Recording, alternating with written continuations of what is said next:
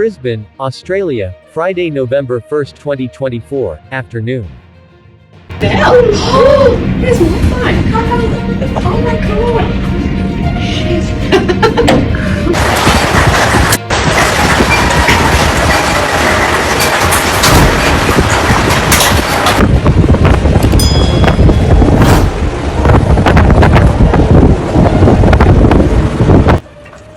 A tornado has been confirmed over the Brisbane River, Australia, moving over the river, on Friday, November 1, 2024, afternoon.